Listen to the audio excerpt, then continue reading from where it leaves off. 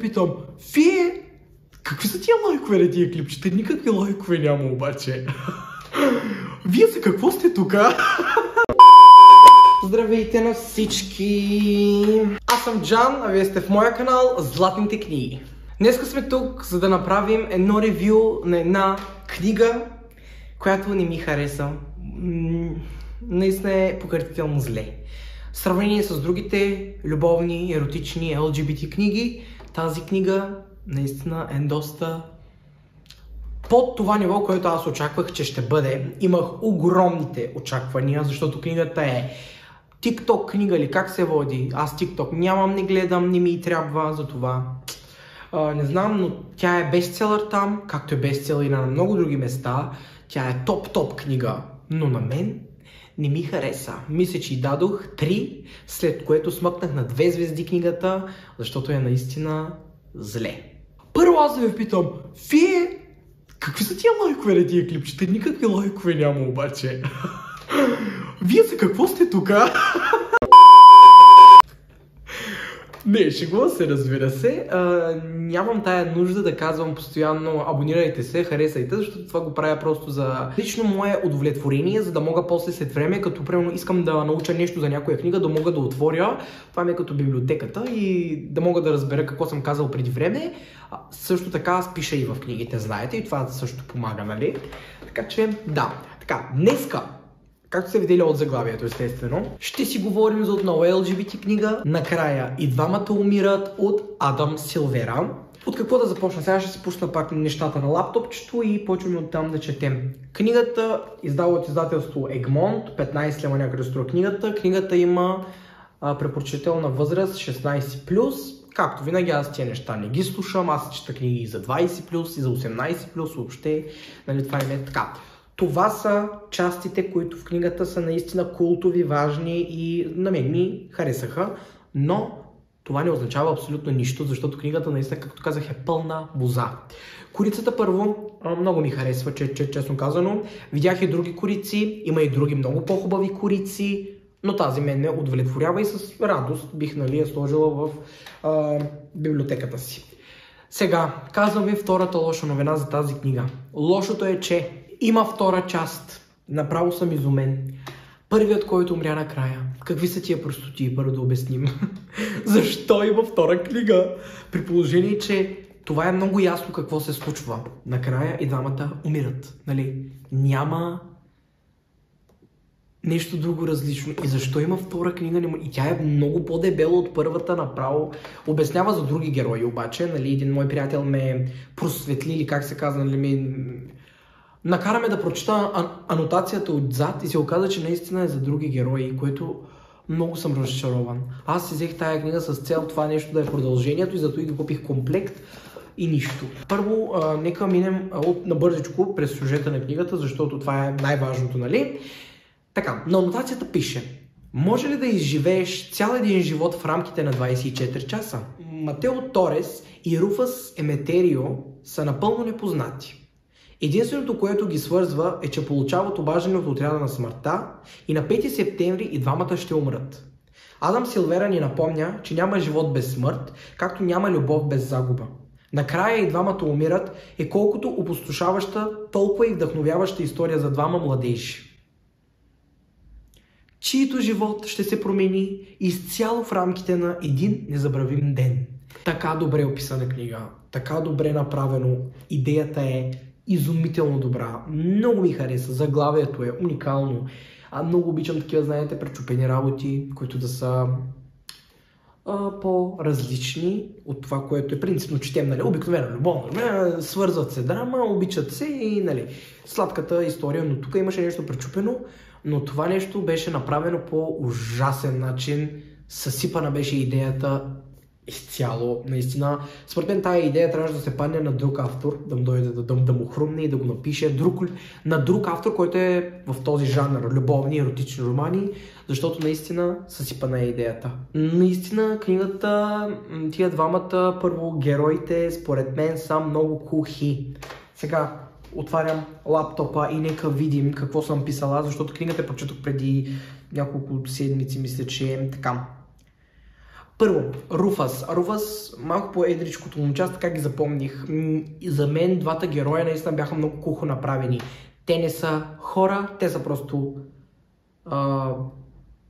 две листчета празна хартия, няма никаква емоция в тях, сякаш няма никакъв характер в тях, направено не го усетих по никакъв начин. Но един от героите, Руфас, който беше по-смелчагата, сега ще обясни за другия герой, който е по-плачевен, който е по-емоционален, уж трябваше да е, нали, а пък така пасивния. Руфас, приятелите на Руфас, на този твърдия, бяха гадни. Те са като гадни тинейджери като цяло, нали. После, Руфас като характер е ужасен. Второ, нали, разбирам, че единият трябва да е по-доминантен. Това отново няма смисъл да подчертавам, защото тук виждате знамето, че книгата е LGBT и че трябва да има любов. Но тая любов няма никъде и за това ще стигнем. Руфас като характер е ужасен. Руфас, този човек въобще не е човек. Това не е тинейджър, това е изрод просто. Не ми хареса държание, говор. Един вид книгата беше написана толкова пошло беше направена. Едва, в смисъл, героите след дадена степен щяха да почнат да си говорят на ей брат, какво правиш, ей брат, нали? А това много го мразя, наистина. Как? Не знам. Просто няма да коментирам това. А пък другия герой беше точно обратно. Другия герой беше толкова страхлив, такъв предпазлив. Той се пази, нали, за тия 24 часа, не излизаше от къщи, той беше и антисоциален един вид, нали, като аутсайдер малко. Постоянно си казваше, ама сега ако тук умра, ама ако там умра, ама те 24 часа минават, бе момче. 24 часа имаш и без това и те минават, което не е хубаво. Стилът на писане, както казвате, е покъртително зле. Много бързо се чете, но същевременно те влачи книгата малко, такова като дъвка, нали, едно и също сякаш. Имаше едни герои в книгата, които бяха отвратителни. Те не ни интересуваха, но и техните животи се разказваше в книгата, нали, на една глава, след 10 глави, след 20 глави, след една глава, нали, и те главите са кратички така. Тъй, че това беше малко гадно наистина.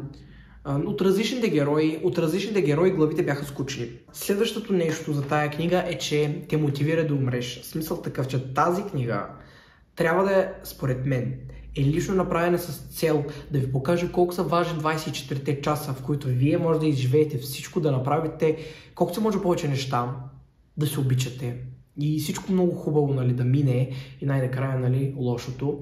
Но тая книга ми напомняше за всяка една страничка смъртта. Смисъл, омръзна ми. Нали, това не е окей. Книгата трябваше да е точно обратно, да бъде малко пепел от рози, малко да бъде преувеличено. Но книгата автора е решил да направи съвсем нещо обратно и е съсипал цялата история, наистина. След едно време вече омръзна ви. Аз също по едно време си помислих, че двамата ще се самоубият или нещо такова, но, уви, нали, нямаше нещо такова. Няма да кажа и начина, по който умират. Напълно глупав начин, даже не си спомням. Аз спомням си. Писах веднага на този приятел. Не му казвам името, защото може да не иска, не знам. Преди май не съм му казал името. Не знам, няма да кажа. Умира по един много глупав начин. Абсолютно неглиже направо. Нямаше логика да умре по този начин.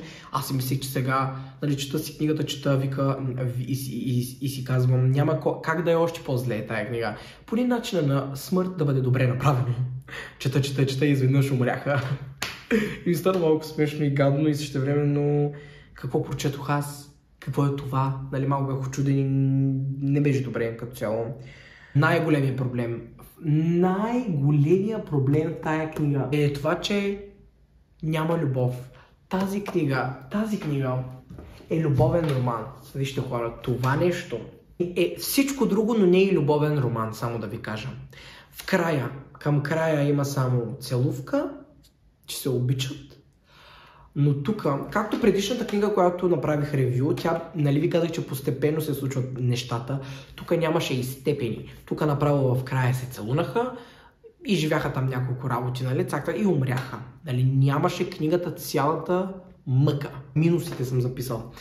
Значи, първо груб стил казахме, нищо любовно казахме, героите не са както трябва, не са плътнокръвни, такива истински герои. И книгата не дава стимул да живееш, а ти дава стимул да умреш и по какъв начин светът е гаден, по какъв начин светът е, нали, едва ли не е най-гадното място за живеене и някакви такива работи, нали, което не е окей. Тази книга трябваше да е много повече от това, което беше всъщност. Много съм разочарован и тук ще приключа с това клипче, защото просто няма смисъл повече да дърторя за тази ужасна книга. Наистина съжалявам. Ако има фенове, които я харесват, моля да напишат коментара какво точно харесват в тая книга, защото по никакъв начин нищо не ме грабна, нищо, абсолютно. 2 звезди, даже как дадох на книгата, не знам, само защото се чете бързо и само защото, нали, историята, идеята ме кефи. Това е готиното в книгата. И така, ще се видим, когато се видим. Чао за сега!